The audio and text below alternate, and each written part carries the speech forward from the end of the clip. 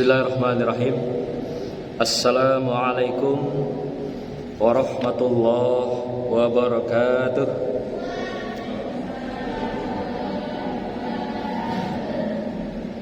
A'udzubillahi minasyaitonirrajim. Bismillahirrahmanirrahim. Alhamdulillahillazi arsala rasulahu bil huda wa dinil haq liyuzhirahu 'alad dini kullih wa kafa billahi shahida.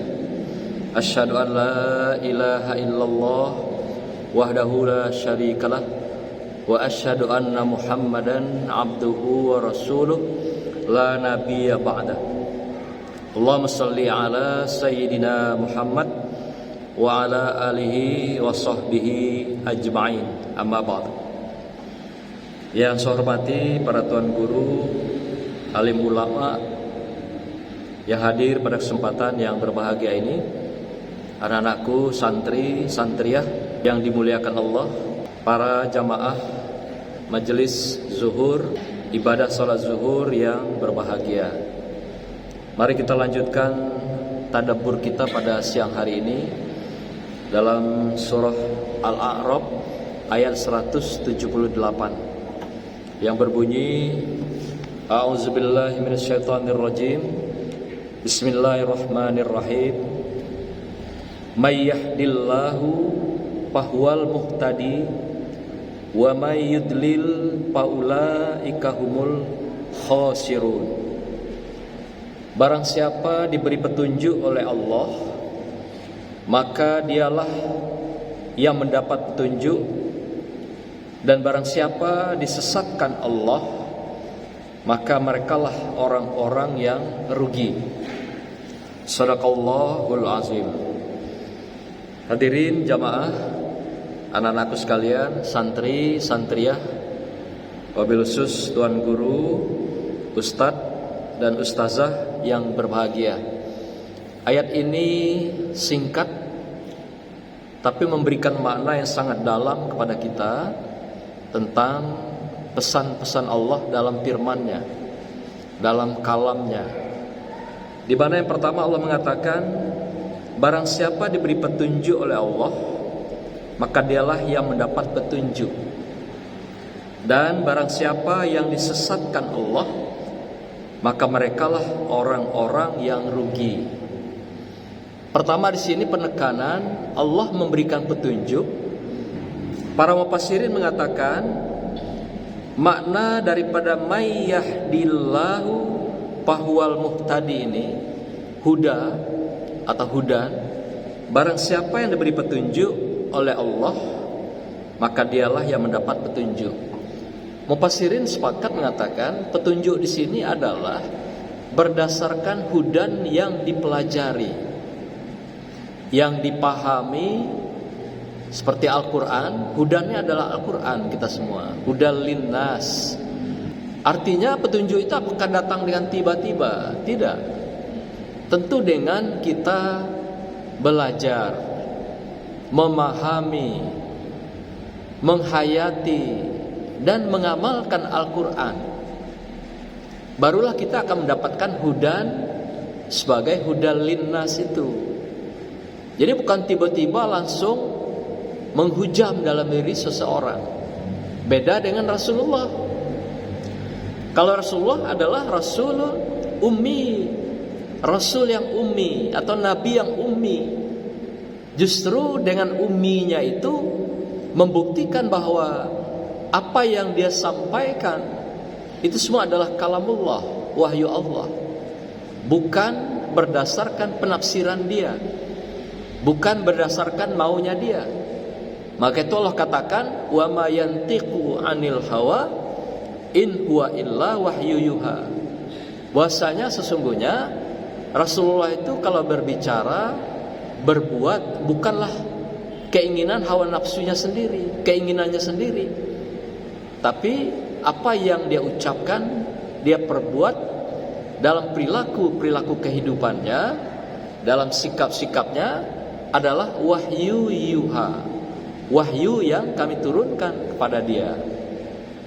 Maka itu beliau diberikan sebuah nama atau juga simbol di dalam Al-Quran itu ummi, orang yang tidak bisa membaca dan tidak bisa menulis, ummi. Nah, beda dengan kita. Sahabat-sahabat sesudahnya, khalifah-khalifah, khilafah pun juga begitu. Sampailah pada umatnya hari ini, yang kita ini satu sisi adalah umatnya yang dirindukannya, tapi juga adalah kita ini saudaranya. Kita harus melalui belajar.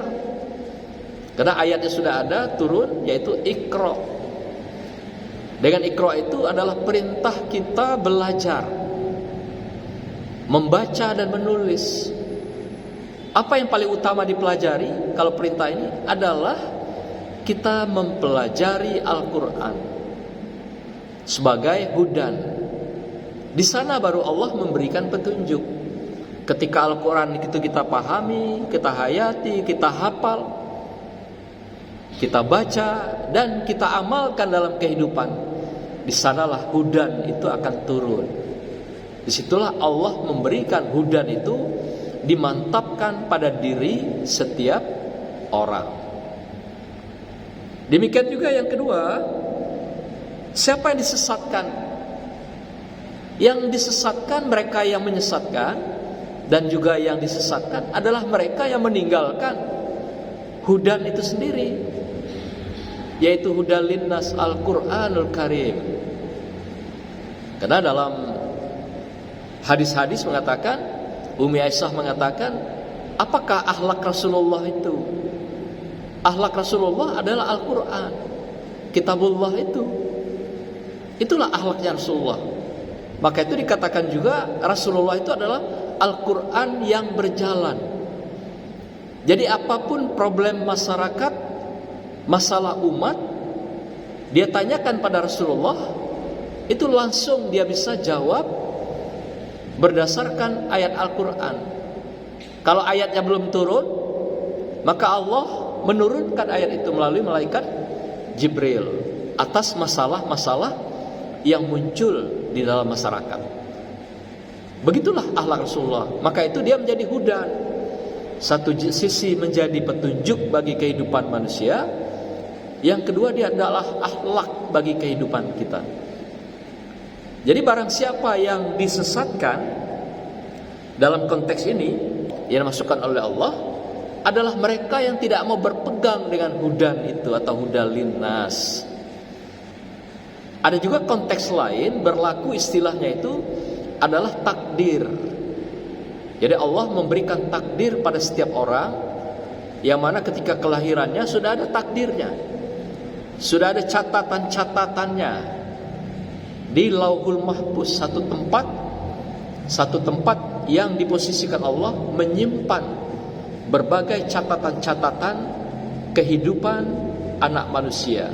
Itu namanya Lauhul Mahfuz. Ketika manusia akan lahir, maka Allah sudah berikan catatan-catatan kehidupan itu. Dalam beberapa sumber, dalam beberapa pendapat dan hadis, justru mengisahkan takdir Allah itu pun atas usaha ikhtiar manusia dapat Allah rubah bagi kehidupan seseorang. Jadi ada yang mengatakan ya itu sudah takdir. Ya boleh jadi ada benarnya. Tapi sisi kedua, dalam sejarah banyak terjadi Allah merubah takdir seseorang dalam kehidupannya. Contoh misalnya pada masa Rasulullah, sebuah hadis yang diriwayatkan oleh Anas radhiyallahu an meriwayatkan sebuah hadis. Dia berkunjung pada sebuah rumah di Madinah. Ada seorang ibu yang janda tua, kemudian anak laki-lakinya sakit. Sudah sekian lama sakit, lalu sampailah pada satu ketika anak ini menemui kematiannya di hadapan Anas radhiyallahu an. Lalu ketika setelah menghembuskan napas yang terakhir, Anas berkata pada sang ibu, "Wahai ibu, bersabarlah, ikhlaslah, dan berdoalah agar ananda ibu tercinta ini diampuni oleh Allah Subhanahu wa taala. Begitu pesan Anas radhiyallahu anhu. Lalu Anas meninggalkan ibu yang sedang ditimpa musibah ini, dan anaknya yang baru saja meninggal itu pulang kembali ke rumahnya. Setelah mereka pulang, sebagian juga yang menjenguk pulang, sang ibu bermunajat di depan mayat si anak yang baru meninggal ini, sambil dia berderai air mata. Lalu dia berdoa di hatinya kepada Allah SWT. Duhai Rabb, ya Allah Tuhanku, aku adalah bagian dari orang yang mendampingi Rasulullah ketika melaksanakan hijrah dari Mekah ke Madinah. Aku ikhlas melakukan segalanya demi mempersembahkan ibadah hidup dan matiku kepada Engkau, dan juga hidup bersama Rasulullah. Kiranya Allah, aku hari ini Engkau berikan ujian, cobaan yang sangat luar biasa. Aku tidak sanggup ya Allah menerima ujianmu di hari ini. Kiranya Engkau dengarkan doaku ya Allah. Itulah doa sang ibu, menyerahkan diri kepada Allah di depan mayat anaknya dengan bersimbah air mata, menyampaikan harapan dan mengatakan, ya Allah, aku tidak siap hari ini Engkau berikan beban seperti ini. Kira-kira aku tidak mampu. Oleh karena itu ya Allah, berilah jalan meringankan beban hatiku dan pikiranku, di mana aku tinggal selama ini berdua anakku, kemudian hari ini Engkau ambil anakku itu. Kira-kira begitulah curhat sang ibu dengan doanya. Apa yang terjadi dengan doa sang ibu yang solehah ini? Dibuka kain penutup anaknya yang masih berada di hadapannya itu, dan dia menemui anaknya itu bergerak dan bernapas kembali. Subhanallah, keajaiban diberikan Allah di hadapan sang ibu yang anaknya baru saja wafat, dan dia sudah ikhlas dan sabar, tapi dalam hatinya berdoa bahwasanya hari itu dia tidak siap. Ya Allah, Engkau uji dengan beban yang seberat ini. Ternyata apa? Doa seorang ibu yang sangat taat dan soleha itu pun bisa menggoncangkan aras Allah, bisa menggoncangkan takdir Allah. Artinya apa? Doa sang ibu sangat-sangat dahsyat, didengar Allah langsung dan menggoncangkan aras Allah ketika seorang ibu berdoa.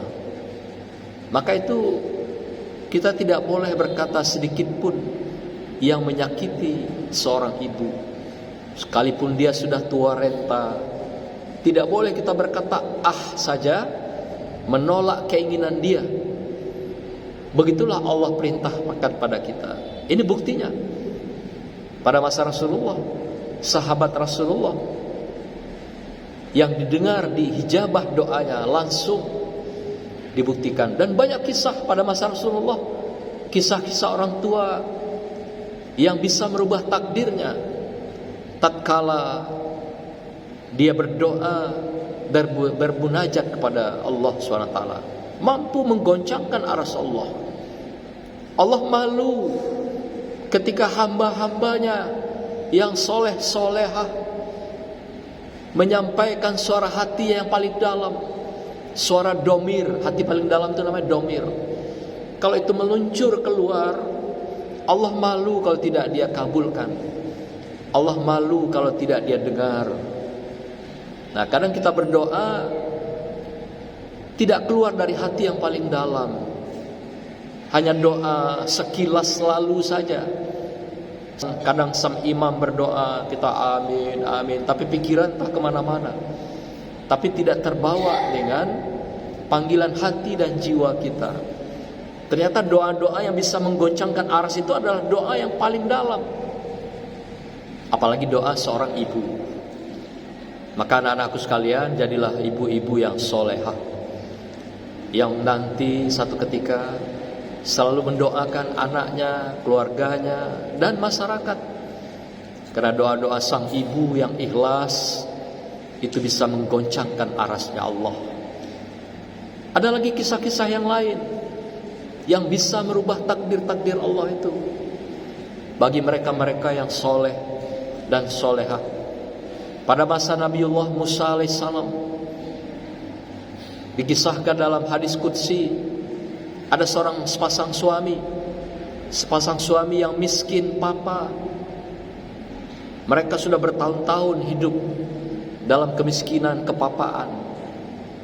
Lalu satu ketika mereka berdialog, suami istri ini, "Bang, kita kan punya Nabiullah Musa alaihissalam. Kenapa kita tidak minta doa kepada beliau agar bermunajat kepada Allah, mendoakan kita supaya nasib kita ini berubah, supaya kehidupan kita ini berubah, dari miskin papa ini setidaknya berubah menjadi lebih baik. Capek juga kita bang, sudah menjadi orang miskin," kata si istrinya.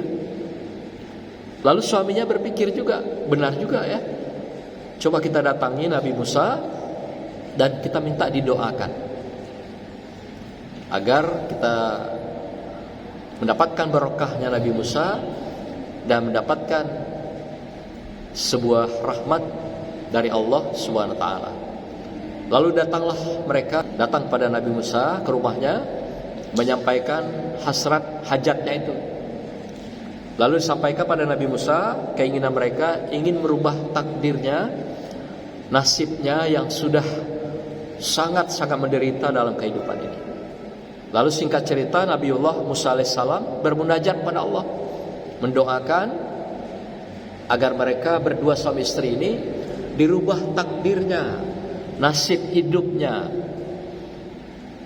Lalu Allah berfirman pada Nabi Musa, "Wahai Musa, doa engkau untuk suami istri itu sudah kukabulkan," kata Allah. Lalu dengan senang riang gembira Nabi Musa menyampaikan pada sang suami istri, "Wahai saudaraku, doa yang aku panjatkan tadi atas nama engkau sudah dihijabah Allah SWT. Tapi Allah hanya memberi engkau perbaikan kehidupan itu menjadi orang kaya cuma 1 tahun. Setelah 1 tahun nanti engkau kembali miskin lagi," kata Nabi Musa kepada saudaranya itu. "Ya tidak apa-apa Nabi Musa, tidak apa-apa, kami ikhlas kok. Yang penting kami sudah bisa merubah nasib kami, merubah takdir hidup kami yang sudah ditakdirkan miskin ini." Lalu mereka pulang, hari berganti hari, minggu berganti minggu, bulan berganti bulan. Mereka pun mendapatkan rezeki dari mana-mana sumbernya. Dari usaha mereka maju, dari bagai-bagai sumber dibuka pintu-pintu itu oleh Allah Subhanahu wa taala. Pintu-pintu kemuliaan, pintu rezeki dari Allah. Lalu ketika dia mendapatkan rezeki dari Allah ini, mereka sepakat membuat rumah singgah. Rumah singgah bagi musafir-musafir yang akan lalu lalang ke Mesir. Ada juga yang lewat dari Yordan misalnya, Palestina, akan menuju Irak misalnya, akan menuju Baghdad, atau juga akan ke Madinah, Yaman. Pokoknya Mesir itu menjadi transit. Nah, rumah dia di padang pasir itu dibangunnya sebuah rumah besar, lalu dibuat 7 pintu dengan kamar-kamar, pintunya menghadap ke jalan, sehingga kalau musafir lewat mampir ke rumah itu, dan disiapkan makan siang malam gratis. Pokoknya makan pagi, siang, malam gratis. Itu saja kerja dia suami istri. Dia cari pekerja juga, dia cari pembantu, pokoknya menyiapkan makan makanan, anak yatim, piatu, duafa, musafir, semua yang kesulitan hidup datang ke rumah dia, makan semuanya gratis. Mau numpang nginap juga tidur sudah disiapkan, ada 7 kamar dengan pintu-pintu terbuka. Pokoknya jam makan semua dihidangkan gratis. Dia bersedekah kepada siapapun yang datang ke rumahnya. Lalu bulan berganti bulan, Sampailah akhirnya 1 tahun. 1 tahun lewat, sampai 2 tahun. Enggak juga miskin-miskin. Sampai tahun ketiga, enggak juga pernah miskin. Lalu Nabi Musa penasaran. Dia datang lagi pada Allah, menghadap, bertanya, "Ya Allah, dulu janji Engkau kepada saudaraku suami istri itu diberikan kekayaan hanya 1 bulan. Tapi kok sekarang sudah sampai 3 tahun tidak miskin-miskin? Ada apa gerangan ya Allah?" Allah berkata dengan kalamnya pada Nabi Musa alaihissalam, "Wahai Musa, aku malu," kata Allah. "Aku memberikan pada mereka cuma 1 pintu kekayaan, tapi mereka membuka pintu sedekah sampai 7 pintu di rumahnya. Sehingga semua orang yatim, piatu, miskin, duafa, sampai musafir semuanya diberikan makan gratis, numpang nginap gratis. Aku malu Musa, aku cuma buka 1 pintu rezeki. Tapi mereka berdua membuka 7 pintu. Maka aku biarkan mereka menjalankan sedekah-sedekahnya itu sampai mereka nanti saatnya akan aku hentikan perjalanan mautnya atau ajalnya." Sampai begitu dahsyatnya sedekah itu yang dikeluarkan oleh setiap orang. Maka itu Rasulullah mengatakan, ketika pagi hari masuk menjelang, ketika akan bergelincirnya matahari, akan turun 2 orang malaikat ke muka bumi. Pertama, malaikat yang mendoakan, "Duhai Rabb, bukalah pintu-pintu kemuliaan dan rezeki orang yang mengeluarkan rezekinya pada hari ini untuk bersedekah, untuk berimpak." Lalu maka malaikat yang kedua berdoa lagi, "Wahai Allah, laknatlah mereka pagi ini dan hari ini bagi mereka yang menahan rezeki yang telah Engkau berikan dalam kehidupan mereka." Maka itu dikatakan sedekah yang paling baik itu diawali pagi hari, ketika matahari belum tergelincir, belum memasuki paginya. Maka itu kita disarankan bersedekah, berimpak sebesar apapun dalam bentuk materi. Ini yang diharapkan. Apakah dalam bentuk zikir dan doa juga sedekah? Sedekah juga. Baca Al-Quran sedekah? Sedekah juga. Tapi itu langsung kepada Allah. Tapi Allah minta hari itu adalah sedekah kita kepada sesama manusia. Mengulurkan tangan kepada sesama manusia atau makhluk lainnya. Dan malaikat berdua berdoa bagi yang baik, yang penuh dengan kesolehan. Dia doakan hari itu dibuka pintu-pintu rezekinya.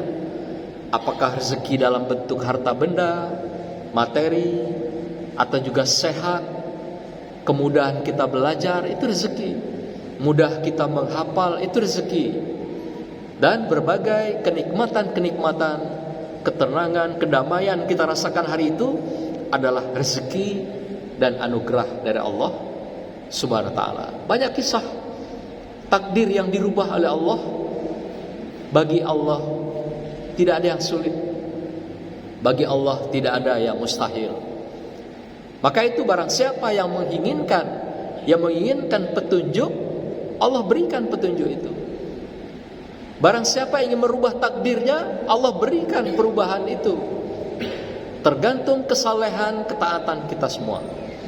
Kisah yang sangat luar biasa terjadi pada masa Nabiullah Ibrahim, di mana dahsyatnya sedekah itu.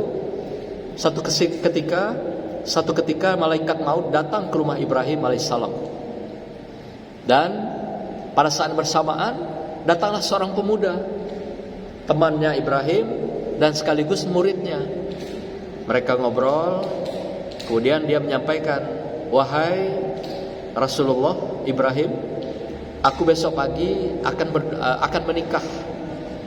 Untuk itu mohon doa dan kehadiranmu dalam acara pernikahan aku besok pagi." Lalu setelah itu si pemuda pulang. Ketika pemuda tadi pulang, malaikat bertanya, malaikat maut, Wahai Ibrahim, ngapain tadi itu pemuda itu ngadap engkau? Oh, dia besok mau menikah. Siapa dia? Kata malaikat. Dia sahabatku, sekaligus juga muridku. Dan besok pagi insya Allah akan menikah. Lalu malaikat maut berkata, sayang sekali katanya, dalam catatan kami bahwa pemuda ini sebelum pagi hari besok dia sudah meninggal. Kami sudah ditugaskan mencabut nyawanya, kata malaikat maut. Dibuka catatannya itu. Jadi kami harus mencabut nyawa beliau pagi besok. Jadi mungkin dia tidak akan sampai usianya untuk menikah pagi besok. Begitu ya, kata Ibrahim. Iya, catatan kami begitu. Sudah ada di Lauhul Mahfuz. Takdirnya besok harus meninggal, harus wafat. Lalu timbul pikiran Nabiullah Ibrahim, kalau gitu nikah saja tengah malam, supaya sebelum mati dia dapat nikah duluan gitu. Timbul pikiran Ibrahim begitu. Wah, tapi tidak mungkin pula masa tengah malam mau nikah. Biarlah kita ikuti saja takdirnya Allah, apa yang berlaku terhadap pemuda itu. Begitulah Rasulullah Ibrahim alaihissalam menimpali dalam hatinya. Lalu keesokan harinya datang. Suasana sangat berbahagia bagi pemuda ini datang untuk menikah dengan wanita pujaannya. Pagi hari menikah, Ibrahim pun datang menghadiri pernikahan itu. Pernikahan berlangsung dengan hikmat, berjalan dengan baik, dan pemuda ini bahagia menjadi keluarga yang samara, sakinah, mawaddah, warahmah, sampai usianya dipanjangkan 70 tahun. Nggak mati-mati gitu, sampai 70 tahun. Lalu Nabiullah Ibrahim bertanya kepada Allah, wahai Allah, dulu engkau janjikan pemuda itu melalui malaikat maut itu diwafatkan sebelum dia menikah. Lalu ditanya lagi dengan malaikat maut, kok kau bohong? Kau dusta. Dulu kau bilang bahwa sebelum dia menikah dia sudah wafat. Lalu apa malaikat maut bilang? Ketika kami akan datang ke rumahnya mencabut nyawa si pemuda itu, Allah melarang. Kenapa malaikat maut? Kata Allah, pemuda itu malam harinya, tengah malam, sepulang dari rumah engkau itu, separuh harta bendanya dia sedekahkan, dia infakkan pada masyarakat, pada miskin, pada fakir, pada duafa. Dia bagi semua, separuh hartanya itu. Harta benda yang dia miliki dia sumbangkan semua, dia sedekahkan semuanya. Sehingga paginya dia menikah. Nah, pagi kami akan berangkat ke rumah beliau, Allah melarang kami. Kami bertanya, mengapa ya Allah? Ini kan catatannya di Lauhul Mahfuz sudah ada. Sesuai jam sekian, menit sekian, detik sekian dia harus dicabut. Kata Allah, semalam aku dipermalukan oleh pemuda itu.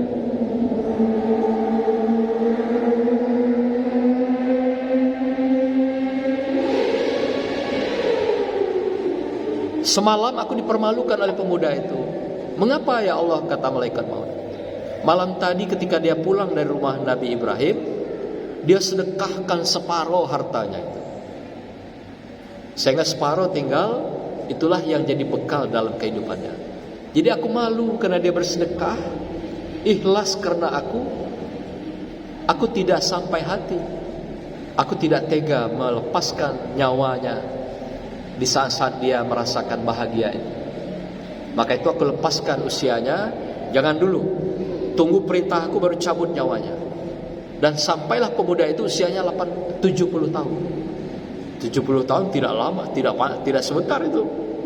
Ya, dari usia pemuda dia menikah, umur belasan atau 20-an tahun sampai 70 tahun.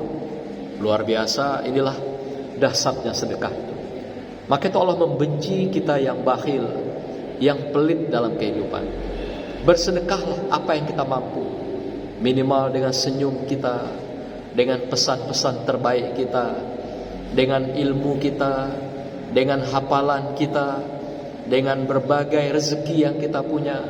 Apapun dalam bentuk jiwa dan raga yang bisa kita sedekahkan, kita infakkan, kita keluarkan.